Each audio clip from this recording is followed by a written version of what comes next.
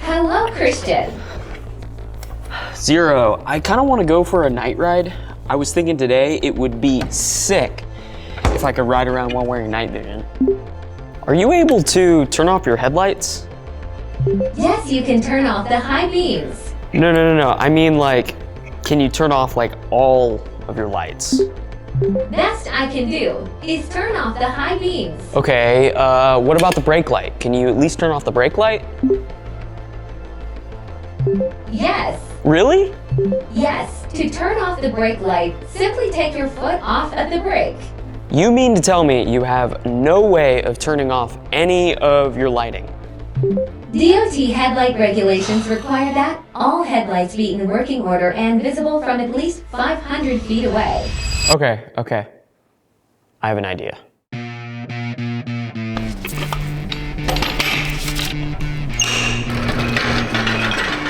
Christian, I must warn you. To be DOT compliant, lighting must meet the Section 108 requirements of the Federal Motor Vehicle Safety Standards.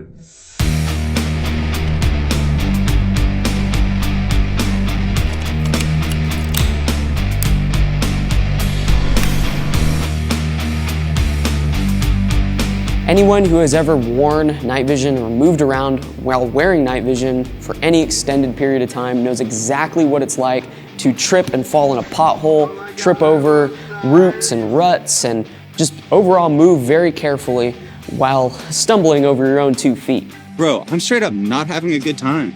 You do get a lot better at maneuvering and walking around while wearing nods the more you do it, but your own 2 feet can only get you so far. And with e-bikes becoming such a popular, near-silent option on the market, it felt like an absolute no-brainer to convert my Zero FX to be completely IR capable.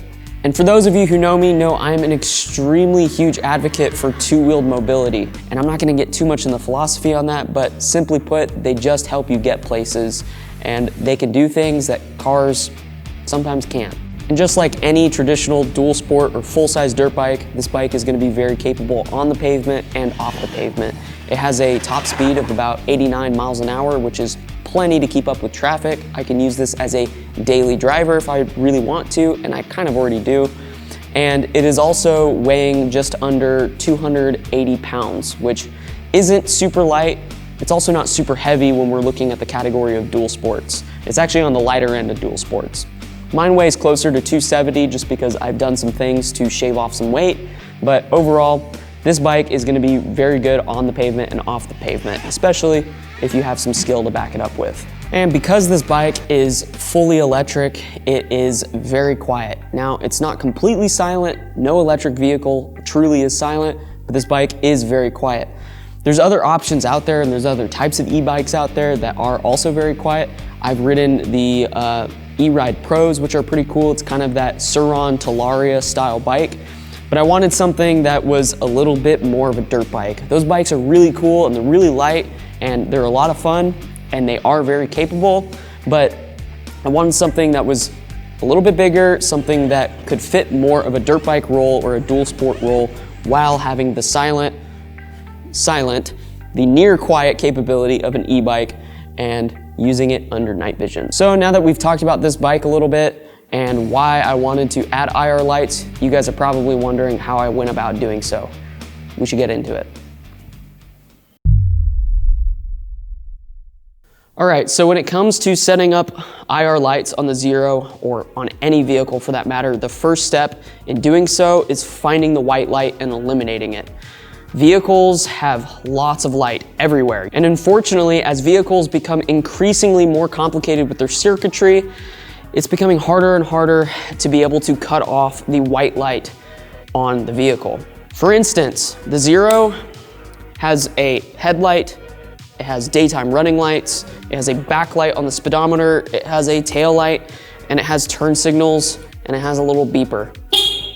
This is pretty common with any street legal vehicle and unfortunately is becoming more and more difficult to be able to access the power going to those specific things. Luckily with this bike specifically, Zero made it pretty simple in being able to cut power to these items. There's a few ways that I could have gone about doing so.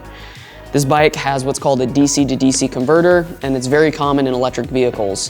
What it does is it takes the chunk of power that comes from this huge battery and it reduces it down to 12-volt power. I've seen some people take this exact bike and they run a kill switch to the DC to DC converter, and it does accomplish the exact same thing. The reason I didn't do that though is because if you kill the DC to DC converter, you kill all 12-volt power, which is not what I wanted. I wanted to be able to run IR lights. IR lights are what's gonna give me maximum visibility at night and while wearing night vision. So instead of cutting off power to the DC to DC converter, I went ahead and just pulled the body paneling off. I opened up my user manual and I located the fuses that correspond with each item that I need to cut power to. Sounds super simple, right?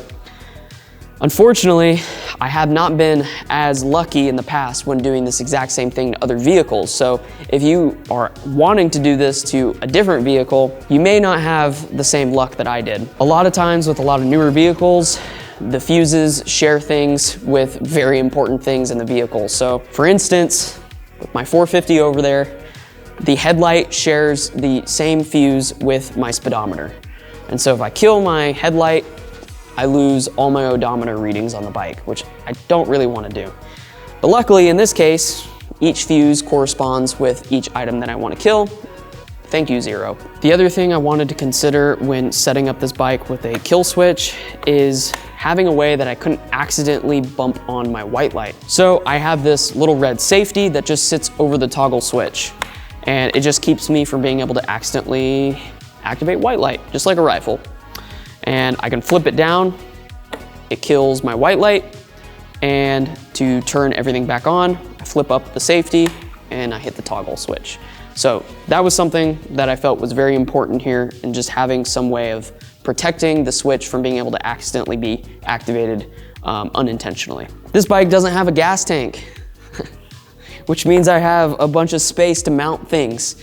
And so I took out this centerpiece on the bike and I just drilled a couple holes and I ran my toggle switches. Super seamless, it's out of the way. Yes, they're not located where my normal controls are, but that's okay. I can still easily take a hand off the handlebars and activate my switches. All right, let's talk about the IR lights that I put on this bike. These lights are made by Baja Designs. There's not a ton of IR light companies that are making lights for vehicles, but Baja Designs is one of those companies that I've used their lights on my trucks, I've used them on my bikes, and they're just tried and true, and they make some really, really good lighting, so I really wanted to just go with something that was solid and proven. With these specific IR lights, there are two different kinds you can get. There are 850 nanometer lights, and there's 940 nanometer lights. I'm not gonna turn this into a science class, but light is obviously a spectrum, and IR lights are in the invisible side of that spectrum.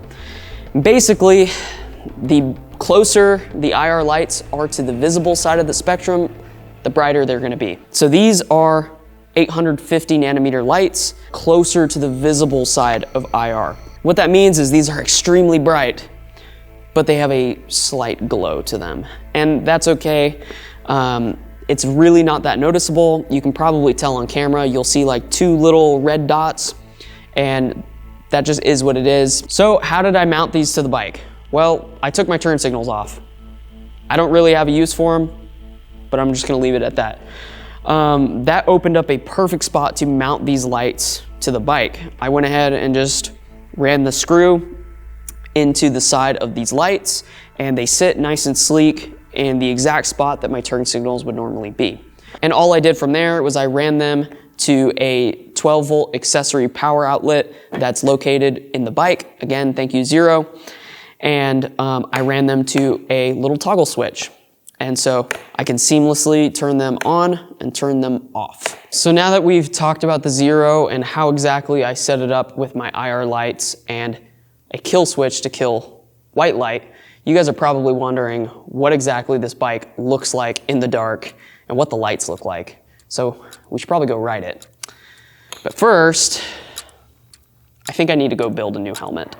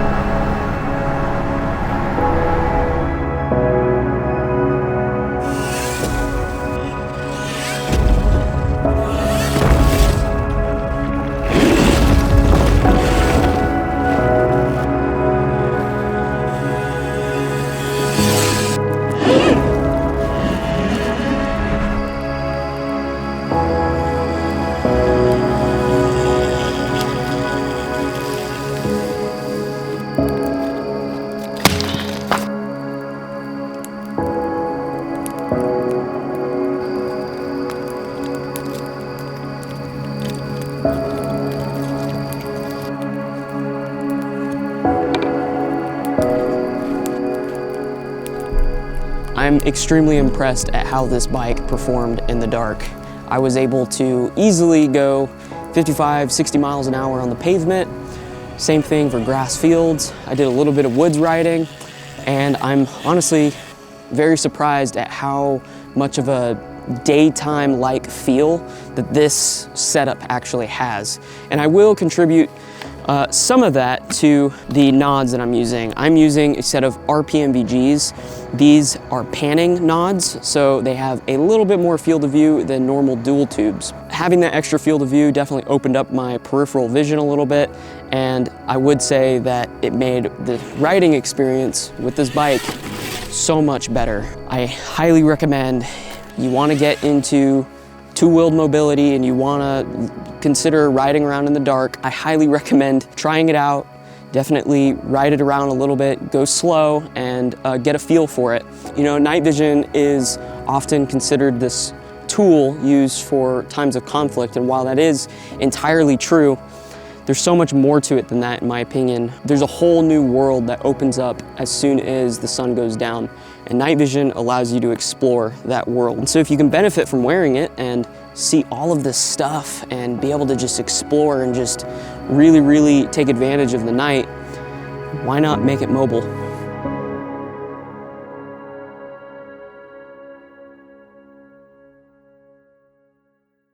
Lastly, I just wanted to thank you guys for watching this video, and I wanted to thank you guys who have subscribed to this channel. Make It Mobile is not my day job. If you do like seeing this content, the best way to support Make It Mobile is by hitting the link in the description. That's going to be the website, and you can check out all the merch and shirts and cool designs that we have going on, and that will help support me in making more of this content. The website also has a lot of cool things like bike loadouts and vehicle loadouts. I'm going to try and have one up and ready for every single video. No guarantees on that, but that's where I'm going to keep all the ultra detailed stuff on all the vehicles that are in my videos. I really appreciate you guys watching this video. I put a lot of time into it. Until next time.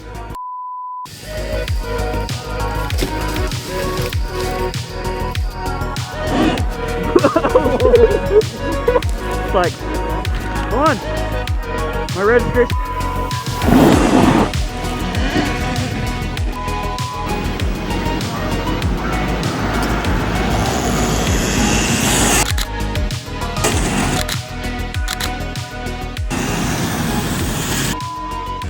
What if I just like face planted into the forerunner? Dude, I couldn't see you. Yeah, it's pretty dark, I'm not gonna lie. Oh, did this thing fall off?